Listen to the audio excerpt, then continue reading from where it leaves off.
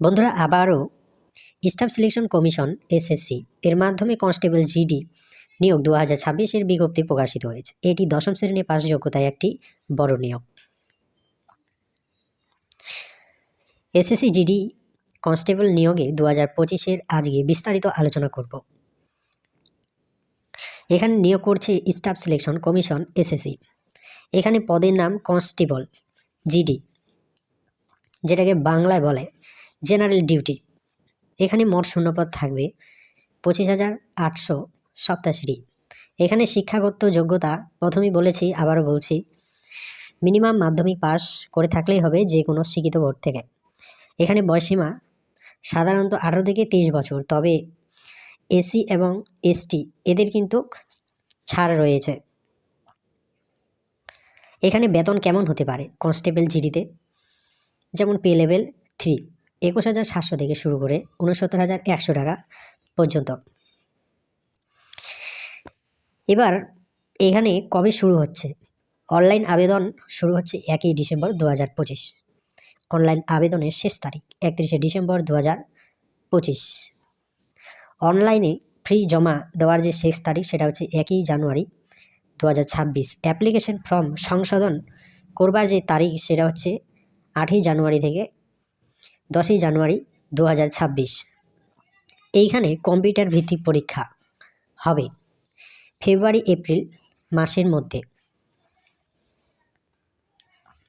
এখানে যে আবেদন পদ্ধতি সেটা কিভাবে আপনাদেরকে আবেদন করতে হবে সেটি আমি একটু ডিটেলস বলে দিচ্ছি। এখানে আপনাদেরকে আবেদন সম্পূর্ণভাবে অনলাইনে করতে হবে। প্রথমে এসএসসি এর অফিসিয়াল ওয়েবসাইটে ssc.gov.in এখানে যেতে হবে।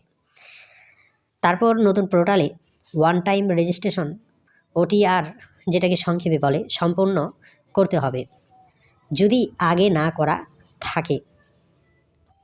পুরনো ssc.nic.in এর রেজিস্ট্রেশন এখানে বৈধ হবে না।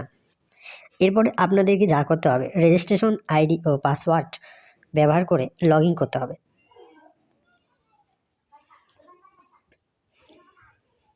এরপর লেটেস্ট নোটিফিকেশন ট্যাবের অধীনে constable GD in CAPFS NIASSF and replacement GD in Assam replace examination 2026 সেকশনে গিয়ে অ্যাপ্লাই নাওতে ক্লিক করতে হবে। এরপর আপনাদেরকে ফর্মটি পূরণ করে আপনার ব্যক্তিগত ও শিক্ষাগত তথ্য দিতে হবে।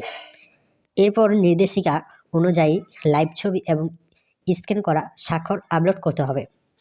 এখানে আবেদন যে ফি সেটা হচ্ছে সাধারণত 100 টাকা, তবে SC ST PW মহিলা প্রাক্তন সেনাকর্মীদের জন্য ফি পেমেন্ট করুন। এরপর ফর্মটি জমা দিন এবং ভবিষ্যতের জন্য একটি প্রিন্ট আউট নিয়ে রাখুন। এবার আসি পরীক্ষা এবং ভাষা নিয়ে কিছু কথা। কি ভাষায় পরীক্ষা হবে? পরীক্ষা এখানে কম্পিউটার ভিত্তিক পরীক্ষা হবে, যেটাকে কম্পিউটার ভিত্তিক পরীক্ষা। তাহলে পরীক্ষার যে ভাষাটা হচ্ছে, এই পরীক্ষাটি হিন্দি এবং ইংরেজি পাশাপাশি বাংলা সহ মোট 13টি আঞ্চলিক ভাষায় কিন্তু দেওয়া যাবে। অর্থাৎ আপনি বাংলা ভাষায়ও কিন্তু এখানে পরীক্ষা দিতে পারবেন। তো যারা যারা এই পরীক্ষা দিতে ইচ্ছুক তারা কিন্তু অবশ্যই আবেদন করবেন। তবে আজকে ভিডিওটি এই পর্যন্ত। ভিডিওটি ভালো লাগলে একটি লাইক দিয়ে চ্যানেলটি সাবস্ক্রাইব করবেন এরকম আপডেট পাওয়ার জন্য। ধন্যবাদ সকলকে।